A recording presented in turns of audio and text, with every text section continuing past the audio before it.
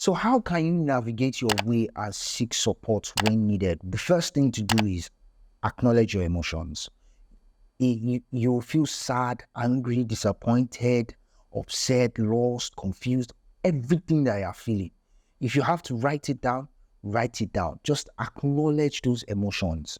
Now, allow yourself to grieve. You are entitled to your grievances. Allow yourself to give yourself permission to grieve at your own pace, the way you can, the way you feel. Avoid suppressing those emotions. Don't let them build up inside. Let them out. Also, you need to express your emotions authentically. How are you feeling? How exactly are you feeling? Talk about it with someone. You know, find someone who cares enough to listen to you and just express yourself. You also need to practice self-compassion.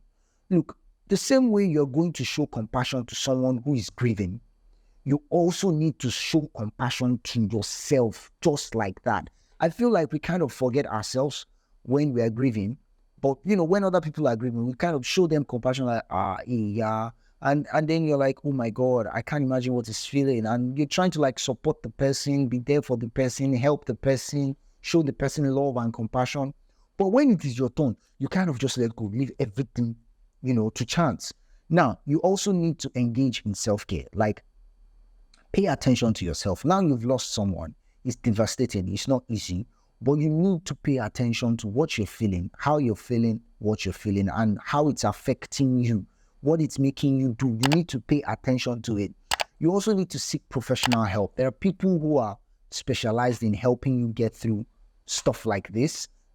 There are systems that, that are in place that helps you like go through your process of grieving, like joining a support group. It's something that will help alleviate the pain to some extent. You can also talk to a family or a friend, people who that they have that listening ear. They wish you well. You can be vulnerable with them. You are close to them. It will help you reduce the pain. Now, you also need to set boundaries. There are some people who always advise you that this person has died. Move on. What's your own? Now only you pay this one, that one. Shut those people out. They will distract you. They will add to your problems. That way, you can focus on your process of healing and grieving at the same time. Now, you need to practice mindfulness and maintain routine. Mindfulness in terms of meditation, self-care. Now, you also need to find healthy routines that you inculcate into your daily lifestyle that helps you cope in a bit. So maybe if you don't do exercise before, you could start doing some exercises, or you could find a way to creatively express your grief. When my dad died, I started writing poems. I learned to like write my emotions down in poems. I have a blog where I posted over 20 or 30 poems, and if you kind of progress through those poems, you see that there were stages in my life as like what I was feeling at certain point in my life. I wrote them into poems, but I was so creative about it. You think like, oh, this is just another random poem. So you need to find a way to like, build routines and expressions like that into your lifestyle. Now, you also need to create a memorial and a tribute. It's easier when you have something to talk to, so to speak. Like, for me, I have a picture of my dad that I look at on my phone whenever I'm missing him or I'm going through something. I just kind of look at the picture. I store it in my Google Drive so that when I switch devices, I still get it back. So I just kind of look at the picture and like talk to him like he's there. That's like my connection to him. And I just, at first it started out with wearing his clothes because we kind of were the same size in my early 20s. So I started wearing his clothes, just as a way of grieving. People thought I didn't have clothes, or they just thought I just wanted to like feel like a big man. I was actually grieving most of the time. Throughout my university days, a lot of my colleagues saw me in my father's clothes, but they didn't know. And nobody knew that was my process of grieving because I didn't know how else to connect with him. And usually his clothes would smell like him. So it was easier for me to like feel like, oh, his presence is here. So you need to kind of create a memorial or a tribute. Every year, I sit down and ask myself, if my father was alive, what would I have done differently this year? Or how would his being alive have helped me? And then I kind of try and work that into my way in the coming year.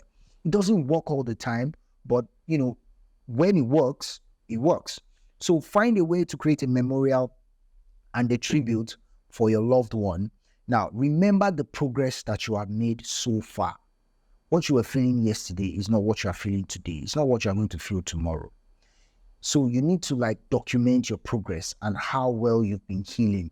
Now, you also need to seek nature and solitude. Get some time to yourself. Go out into nature. Let your feet touch the grass. Walk on the beach. Swim in a river. Do something that immerses you in, the full essence of nature. And, spend some time with yourself so that you can do some introspection and actually get to talk to yourself and, heal. Now, I've talked about this before. You need to find creative outlets to express your grief. For me, it was writing.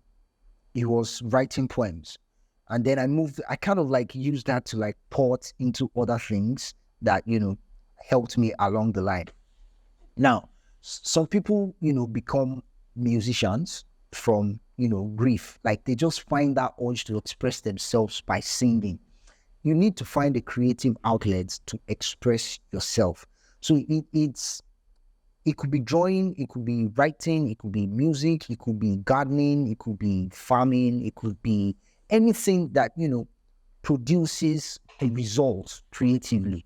So that way you have an outlet to express anything that you're feeling, no matter the feeling.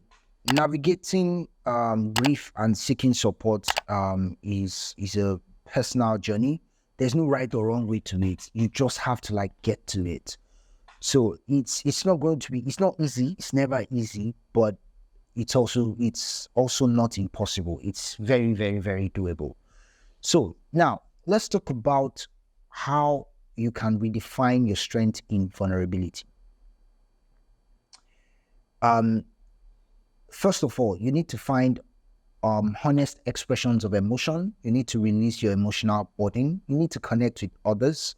You also need to do deeper self-exploration, like look inwards, find, try to get to know yourself more.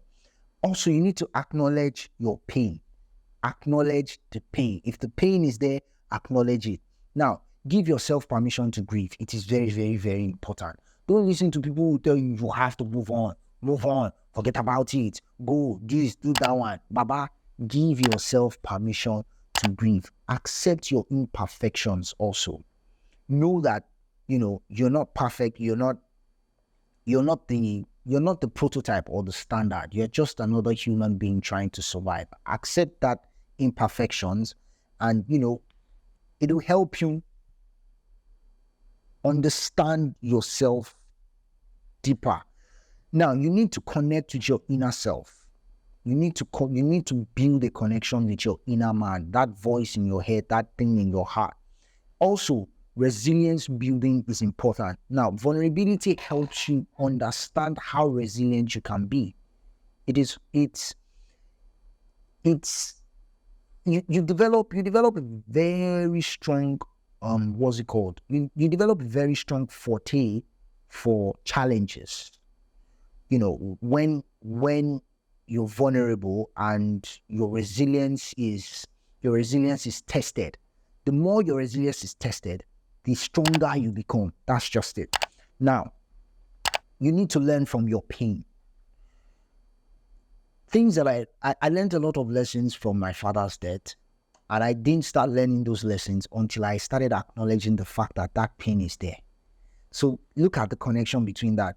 I didn't know that, you could learn from tragedy. I just thought you were supposed to, be struck by tragedy and become a victim. I didn't know that there are certain things that you could learn from tragedy. Now, empathy and compassion. Being vulnerable teaches you compassion and builds your level of empathy. And it also expands your comfort zone. It pushes you beyond what you are used to normally. It increases your self-awareness and it helps you find meaning and purpose. One of the things that my father's death did to me was finding purpose. For a very long time, I was lost. I was confused, lost, didn't know what to do. But, during my process of grieving and healing, I found out that some of the things that I was used to doing while he was alive were the foundation or the building blocks for my purpose. And it helped me to a point where I could say, oh, okay, yes, I'm aggrieved that, my best friend is gone, but I still have to move on with my life. I still have to focus on the future, and I still have to fulfill my purpose. So it helps you find purpose and increases your self-awareness. I had this understanding of my strength and my ability to take pain while I was dealing with, that tragedy. And I feel like if you tap into that darkness, so to speak, if you look into the darkness, if you deep into the darkness, you're going to find some light. That's just the way I see it.